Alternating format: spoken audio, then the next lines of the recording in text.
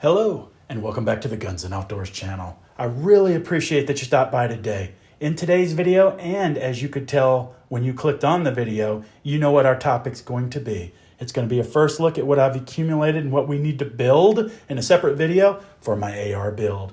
This is going to be my kit list, and I'm going to term it the Go Broke build. Stand by.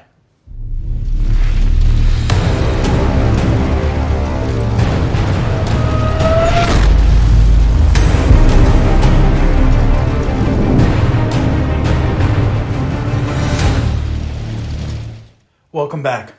Yeah, most people that are into assembling and building their rifles these days generally fall into a few of the following categories. Let's see. We got the budget builds.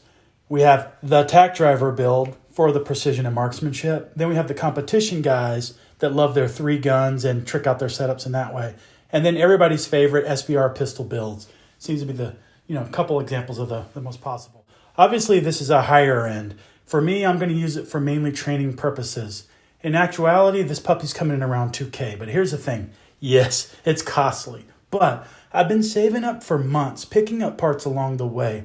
By spacing out your purchases over time, you get to do your research. You get to select what's worked for you based upon your established requirement.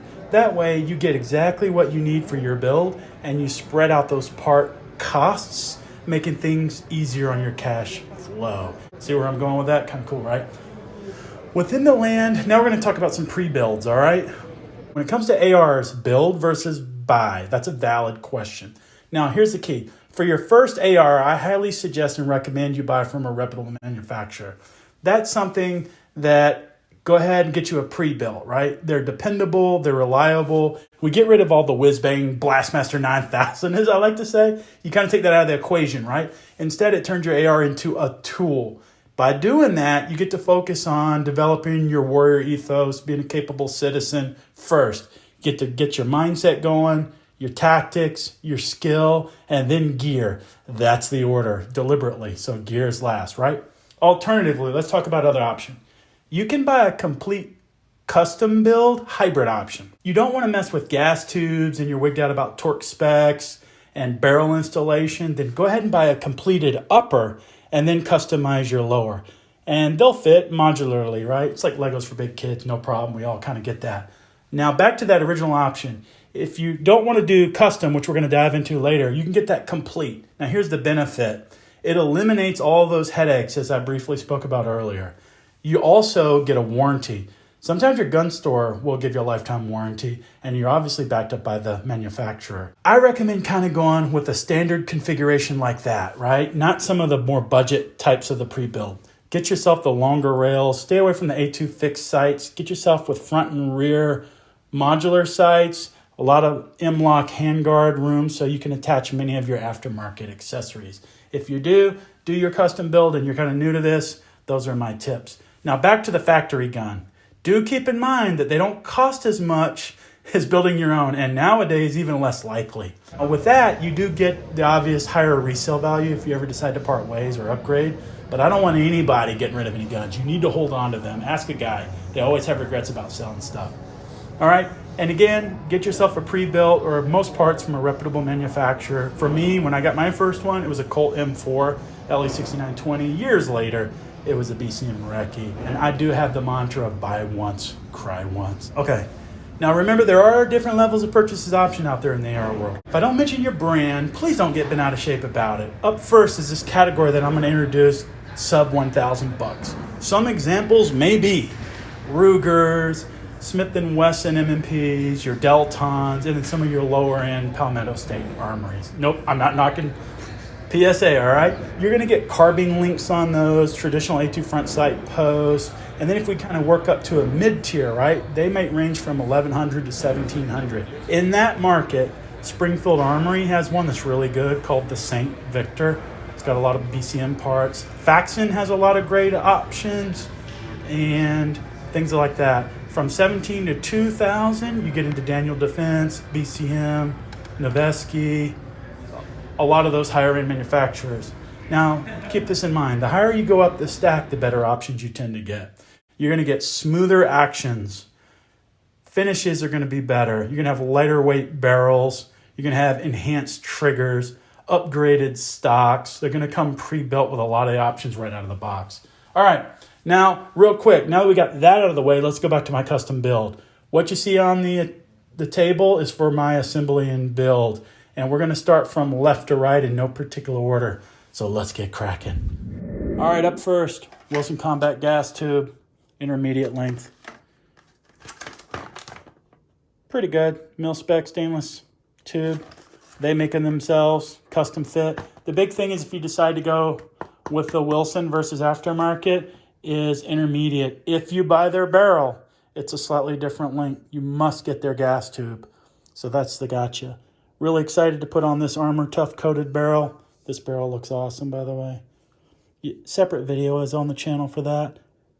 And it's our 5.56 1 1/8 twist. So this thing's gonna do pretty well. I'm highly excited about that. If you're doing Wilson, you might as well pick up the Lowepro Gas Block. This particular one is 0.750. Found a young guy on eBay. Got one of these little 3D printed blocks, so when I tap it in, I purchased this. They're very cheap, so give this guy a holler if you don't have one of these little fellas. All right, in terms of extension and buffer tube, this is the Strike Industry one. I like the look, a lot of adjustment, a little bit extended, and what I found out, it fits these BCM gunfighter stocks really well. The BCM fits better on this than the Strike Industries. In terms of grips, there's different angles. This is the Mod 3 gunfighter grip from BCM. I like more of a vertical grip on mine. Everybody's tastes are going to be different. And you can put different things, couple ammos, spare rounds, or a bolt in there. And then in terms of stocks, this is the stock Mod 0. Man, it's just a feel. It's a feel, it's a lockup, it's adjustability. If you've ever get it, the cheek rest, it just fits perfect. I have one of these on my AK, have one on my BCM Recce, everyone. But you're gonna see a lot of companies running these. Very competitive market. I highly recommend it. Let's see, charging handle. Yeah, extended latch charging handle. I don't need it hunking big, hanging out both sides. So I want something durable, BCM charging handle.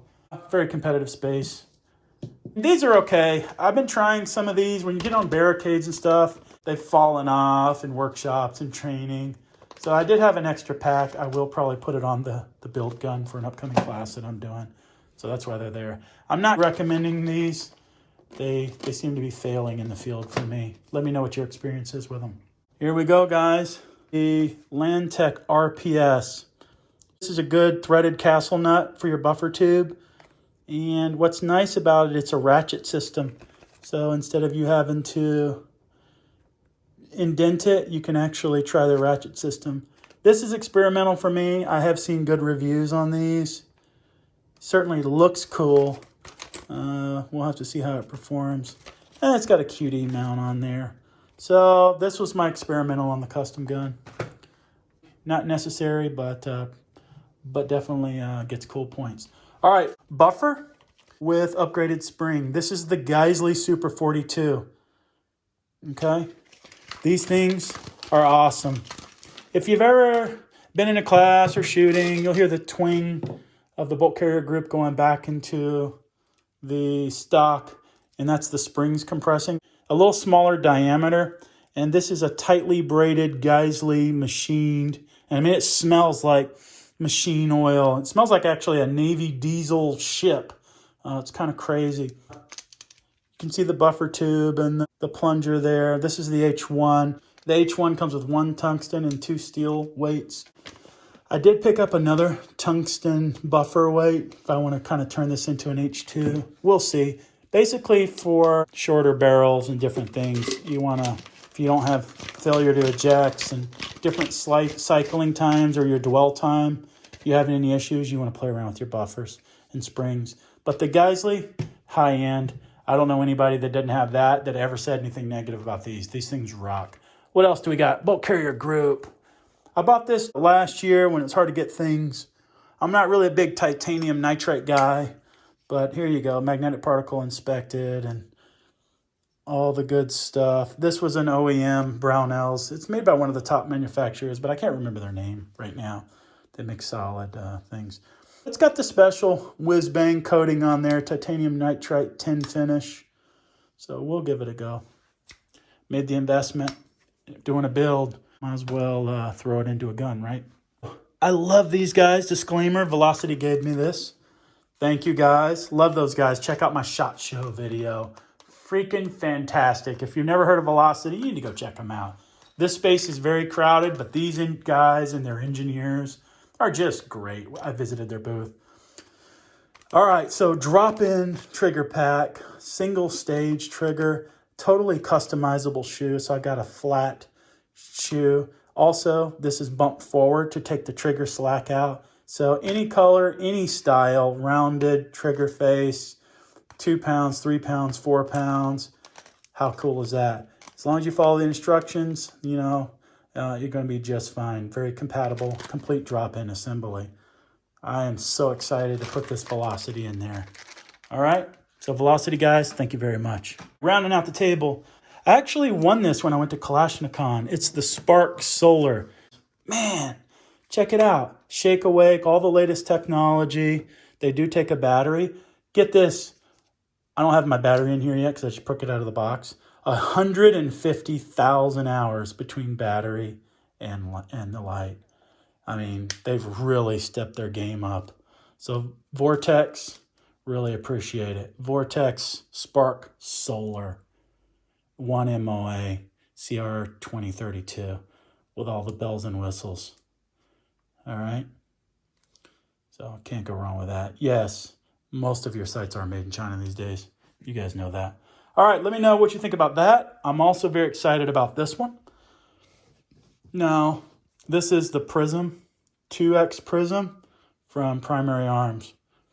I got this because I can get up to 300 yards and get me into wood lines. So it's my application. So I'm going back and forth, right? Vortex Spark Solar, Prism 2X. I'll put a poll down below. Guys, vote. Which one would you like to see on that gun? And just remember, I got to roll into a class. So this is 2X, so I think I can do the up-close stuff, and I can reach out. They're very compatible, 1X, 2X. Let me know. Let me know what you would do.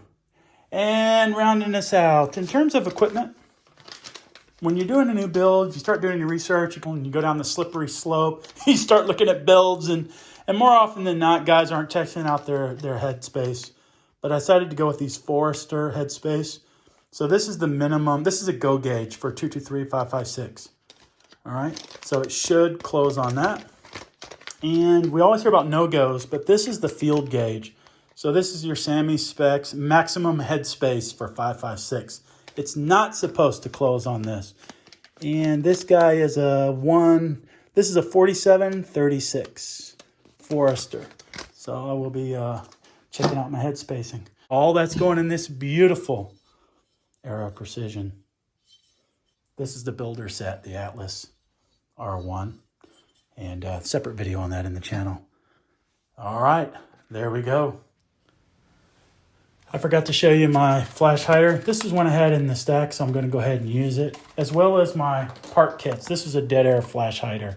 I would have preferred a comp, but it is what it is. And I've got all my lower parts kit. I'm just going to pull it out of my contingency kit that I did another video on. I do have an upcoming class with Dutch Chris Moyer from DCM Consultant in a couple of weeks. Pat McNamara, introduce him to our group, so you know what that means. It's history. Rest is history. I'm excited for this training class. I am going to try to interview Dutch, so be on the lookout for that. If I can film in the class, I will. The problem I have, guys, is I don't like filming when I'm training, right? So I can't be in two places at once. In terms of this build, I do plan to run this setup in the class. Hopefully it runs without issues.